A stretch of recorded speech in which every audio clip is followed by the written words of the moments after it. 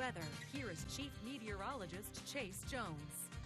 Well, we are already wrapping up June, and you guys have heard me talk about all week where we saw record heat a couple years ago, but things are really settling down, so I think my work here might be done. You guys even asked for a whole lot of rain, and you saw the drought monitor. Now, we're already halfway through the year. Everybody's been joking around that Christmas is 6 months away.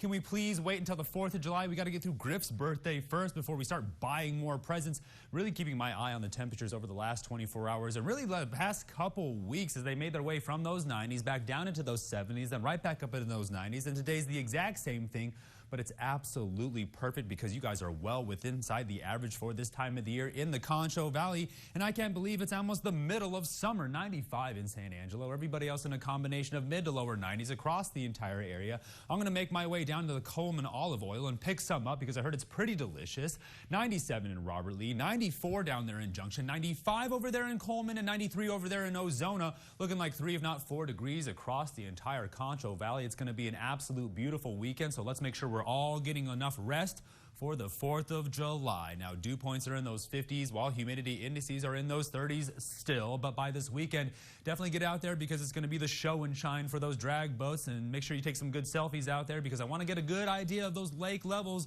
because on Saturday, tomorrow, I'm ready for the weekend. We're going to get a good idea of some of those times out there.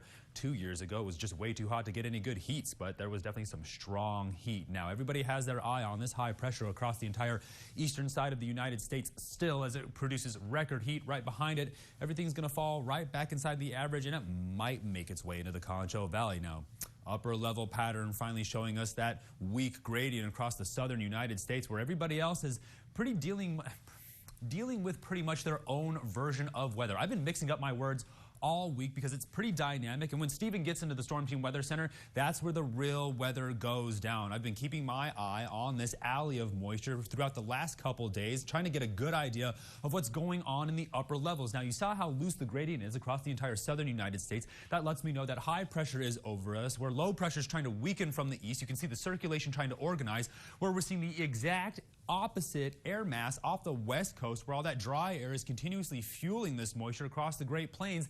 That's why I'm having a hard time getting the words out today. Severe weather outlook still around the Concho Valley. The bubble is going strong, and down at the surface, a whole lot of severe weather is going off again in parts of Minnesota, Wisconsin, and Iowa. We follow that trail all the way down to Oklahoma, and it stops just outside of the Concho Valley again. Now we're zooming all the way in because the southerly flow has my fingers crossed for a little bit more rain, but it looks like it's just going to hang out primarily to the north, especially around those times when the daytime heating cools off and starts to reach those dew points, somewhere around those 50s and those 60s. But we've been leveling out in those 70s, and the model is usually pretty ambitious when it tells me rain's going to show up. So we'll see how close we get. But throughout that entire time I've been talking, everything's looking pretty perfect for the lake because this pushes all the way out until Saturday morning. You see how much I'm excited for this weekend. So tonight, all the way down into those 70s, familiar cloud cover, comfortable cooling, but I'm still keeping my eye on those breezy conditions. Then tomorrow, a good run at those beautiful 90s. It's pretty much going to be a great Friday. So make sure you take advantage of it.